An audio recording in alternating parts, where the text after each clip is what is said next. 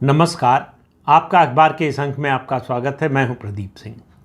Congress party जो देश की सबसे पुरानी पार्टी है, आज़ादी के आंदोलन की वारिस और आज भी देश में दूसरे नंबर की सबसे बड़ी पार्टी है, सबसे बड़ा विपक्षी दल है। दूसरा अखिल भारतीय दल है भारतीय जनता पार्टी के बाद। उसकी हालत परिवार के उस बुजुर्ग व्यक्ति की तरह हो गई है जिसको कोई नहीं पूछता, जिसकी हालत बेचारगी की हो गई है। एक तमिलनाडु को छोड़ दें तो और देश में कहीं भी, और दूसरा अपवाद आप दिल्ली को मान सकते हैं, जहां कांग्रेस पार्टी के साथ गठबंधन के साथी दलों ने सम्मानजनक व्यवहार किया हो या फिर सम्मानजनक स्थान दिया हो। बिहार में पहला झटका लगा जब नीतीश कुमार ने गठबंधन का साथ छोड़ा और एनडीए के साथ जाने का फैसला किया। महागठबंधन तो उसी समय टूट गया। इंडिया अलायंस का भी जो है मतलब सिर्फ आरजेडी और कांग्रेस रह गया और उसमें भी समस्या शुरू हो गई है। लालू प्रसाद यादव ने कांग्रेस पार्टी को बड़ा साफ साफ संदेश दिया है कि भैया ये गठबंधन और ये सीटों का तालमेल जाए भाड़ में, हमारे लिए हमारा परिवार सबसे पहले है और परिवार की सुरक्षा हमारी जिम्मेदारी है, गठबंधन की सुरक्षा हमारी जिम्मेदारी नहीं है। तो लालू प्रसाद यादव की दोनों बेटियां चुनाव मैदान में हैं, मीसा भारती और रोहिणी आचार्य। लेकिन मामला उनकी उम्मीदवारी का नहीं है, मामला है 2 सीटों का। अभी तो कई सीटों का मामला है, पहले 2 सीटों का मामला है जो कांग्रेस पार्टी चाहती थी।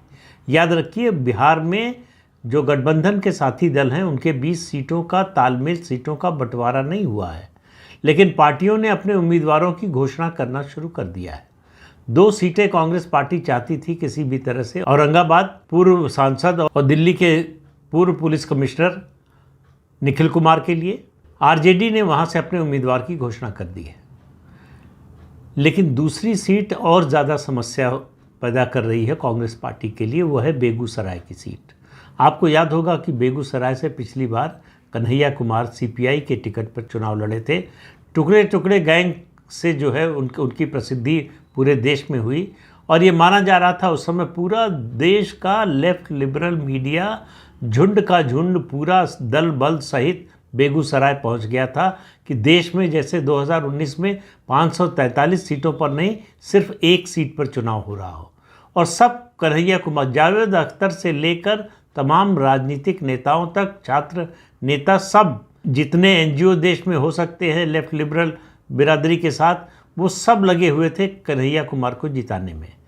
फिर भी भारी मतों से गिरिराज सिंह भारतीय जनता पार्टी के जीते। वहाँ से आरजेडी ने भी अपना कैंडिडेट खड़ा किया, तनवीर हसन को। वो करीब 2 लाख वोट लेकर गए। अगर वो 2 लाख वोट न भी ले जाते तो भी कन्हैया कुमार की हार तय थी। अब सवाल ये है कि कांग्रेस और आरजेडी के बड़े अच्छे संबंध हैं, लालू प्रसाद यादव और सोनिया गांधी के बड़े अच्छे संबंध हैं। इस एक सीट पर क्यों सीपीआई का समर्थन नहीं किया लालू प्रसाद यादव ने, या इस बार क्यों कांग्रेस के लिए छोड़ने को तैयार नहीं हुए लालू प्रसाद यादव? यहाँ से सीपीआई ने अपना उम्मीदवार खड़ा कर दिया है।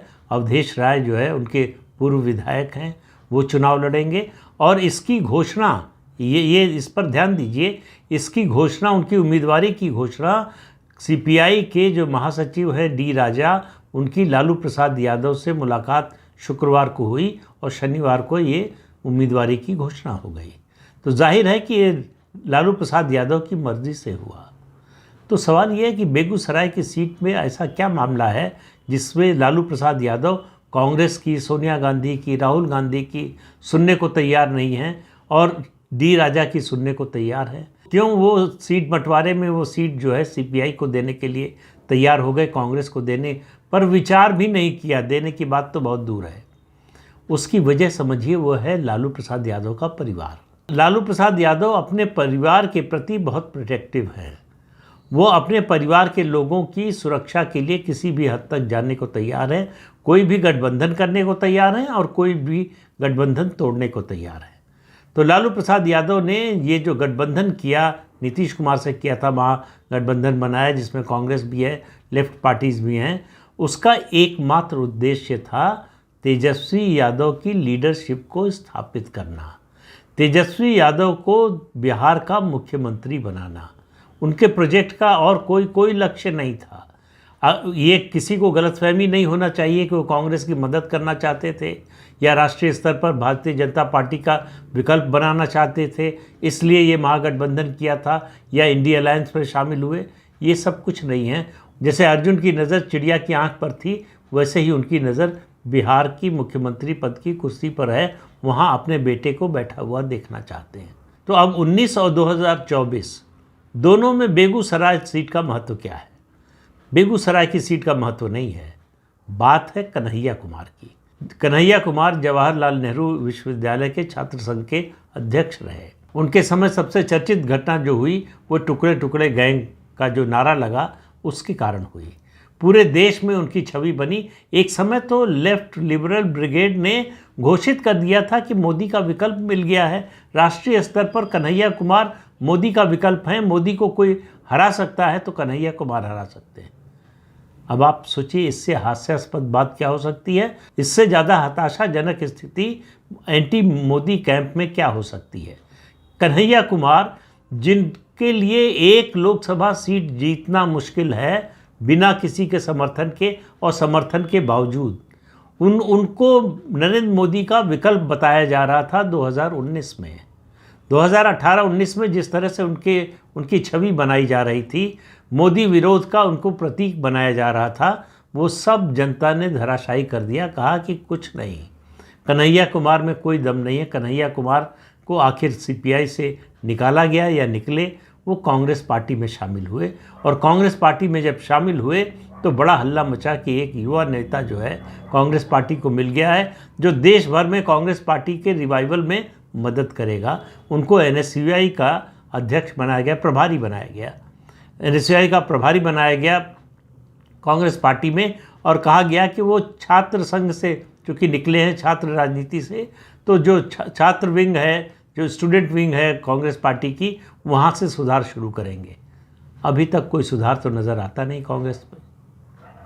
लेकिन बात मैं कर रहा हूँ कन्हैया कुमार की, वो बेगूसराय की सीट।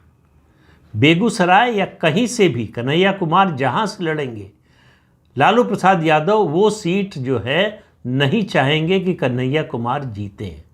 क्यों नहीं चाहेंगे?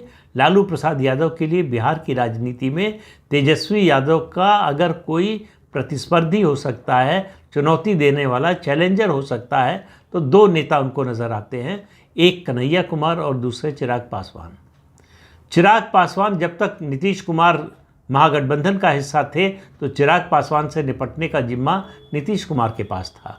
अब नीतीश कुमार के पॉलिटी मारने से जो है वो परिस्थिति बदल गई है। अब लालू प्रसाद यादव चाह कर भी चिराग पासवान की ग्रोथ को, उनके विकास को रोक नहीं सकते हैं। चिराग पासवान अब प्रधानमंत्री नरेंद्र मोदी और भारतीय जनता पार्टी के साथ हैं, अलायंस में हैं, एनडीए के गठबंधन में शामिल हो चुके हैं, और उनका चुनाव जीतना लगभग तय मानिए और उसके बाद केंद्र में मंत्री बनना भी तय मानिए। तो चिराग पासवान की ग्रोथ तो तय है। सवाल ये है कि कन्हैया कुमार का क्या होगा। कन्हैया कुमार को कांग्रेस पार्टी बेगूसराय से चुनाव लड़ाना चाहती थी और वो चाहती थी कि आरजेडी उनका समर्थन करे। लालू प्रसाद यादव ऐसा क्यों करेंगे? अब ये कांग्रेस के दिमागी दिवालियेपन की निशानी है कि उनको समझ में नहीं आ रहा है कि लालू प्रसाद यादव के लिए अपना परिवार पहले है, गठबंधन, तालमेल, मोदी के खिलाफ लड़ाई, ये सारे मुद्दे, धर्मनिरपेक्षता, ये सारे मुद्दे बाद में हैं। परिवार, उनको लगता है कि परिवार रहेगा और तो बढ़ेगा तभी जो है ये गठबंधन, ये तालमेल, इस सब की बात होगी। तो लालू प्रसाद यादव का एकमात्र प्रोजेक्ट है, उनके जीवन का अंतिम लक्ष्य है तेजस्वी यादव को बिहार का मुख्यमंत्री बनाना। उसके रास्ते में जो भी रोड़ा आएगा उसको हटाने में वो बड़ी निर्ममता से काम करेंगे। इसमें किसी को दो राय नहीं होनी चाहिए। ये बात कांग्रेस पार्टी को नहीं समझ में आ रही है तो क्या करें? पूरे देश में कांग्रेस पार्टी की स्थिति ऐसी ही हो गई है। कोई पूछ नहीं रहा, गठबंधन का साथी कोई सम्मान देने को तैयार नहीं है। सिर्फ तमिलनाडु और मैंने जैसे पहले कहा दिल्ली में जो है आम आदमी पार्टी ने गठबंधन कर लिया, तालमेल कर लिया, सीटों का घोषणा भी हो गई सीटों की दोनों राज्यों में। लेकिन उसके अलावा कोई एक ऐसा राज्य नहीं है जहां सीटों का तालमेल हो चुका हो या सौहार्दपूर्ण वातावरण में बातचीत हो रही है। उत्तर प्रदेश में 17 सीटें समाजवादी पार्टी ने कांग्रेस पार्टी को दे दी, लेकिन उसके बाद से अखिलेश यादव सीधे मुंह बात करने को भी तैयार नहीं है कांग्रेस पार्टी के। कांग्रेस पार्टी की किसी फंक्शन में जाने को तैयार नहीं है। बड़ी मुश्किल से भारत जोड़ो यात्रा में आगरा में शामिल हुए थे कुछ देर के लिए, लेकिन उसके बाद न तो अमेठी में शामिल हुए, न रायबरेली में शामिल हुए, न कहीं और पर बनारस या किसी और जगह भारत जोड़ो यात्रा जो राहुल गांधी की थी उसमें शामिल हुए। तो अखिलेश यादव ने ये गठबंधन सिर्फ एक उद्देश्य से किया, कांग्रेस को मजबूत करने के लिए नहीं, कांग्रेस को रिवाइव करने के लिए नहीं, कांग्रेस से दोस्ती के कारण नहीं, राहुल गांधी से दोस्ती के कारण नहीं, सिर्फ मुसलमानों को संदेश देने के लिए कि हम बीजेपी के खिलाफ हैं और बीजेपी के खिलाफ जो भी ताकतें हैं उनका साथ देने के लिए हम तैयार हैं। वो नहीं चाहते कि उनके मुस्लिम जो मतदाता हैं उनमें कोई बंटवारा हो, उनमें कोई फूट हो, इसलिए कांग्रेस को सीटें दे दी। कांग्रेस को सीटें तो दे दी 17, लेकिन कांग्रेस को उम्मीदवार खोजे नहीं मिल रहे हैं। अब आ जाइए महाराष्ट्र पर, देश का दूसरा ऐसा राज्य जहां उत्तर प्रदेश के बाद सबसे ज़्यादा लोकसभा की सीटें हैं, 48 सीटें आती हैं। 1995 के बाद कांग्रेस अकेले सत्ता में नहीं आ पाई इस राज्य में। 99, 2004 और 2009 3 बार लगातार सत्ता में आई कांग्रेस पार्टी, लेकिन नेशनलिस्ट कांग्रेस पार्टी के सहयोग से गठबंधन में, अकेले नहीं आ पाई। बीच में 2009 में जो है वो नंबर 2 पार्टी भी बन गई। ये पहला मौका है जब से महाराष्ट्र राज्य बना है, जब से कांग्रेस पार्टी बनी है, तब से ये पहला मौका है कि गठबंधन में भी महाराष्ट्र में कांग्रेस पार्टी दूसरे नंबर पर है, यानी गठबंधन के जो साथी दल हैं उनमें उनसे कम सीटें लड़ेगी। कांग्रेस पार्टी से ज़्यादा सीटें उद्धव ठाकरे की शिवसेना लड़ेगी। तो कांग्रेस पार्टी की गठबंधन के अंदर दूसरे नंबर की स्थिति पहली बार आई है, और वो भी सीटें जो कांग्रेस पार्टी चाहती है वो मिल नहीं रही हैं। किसी भी राज्य में, तमिलनाडु को छोड़ दीजिए, तमिलनाडु का मुझे मालूम भी नहीं है कि कौन सी सीट चाहती थी नहीं चाहती थी, लेकिन मान लेते हैं कि वहाँ जो सीट चाहते थे वो मिल गई। दिल्ली में भी मान लेते हैं। इसके अलावा कहीं ऐसा कोई राज्य ऐसा नहीं है जहाँ कांग्रेस पार्टी जो सीटें चाहती हो वो मिल रही हो। कांग्रेस पार्टी दरअसल इस समय वही सीटें चाहती है जो मुस्लिम बहुल मतदाताओं की सीट हो।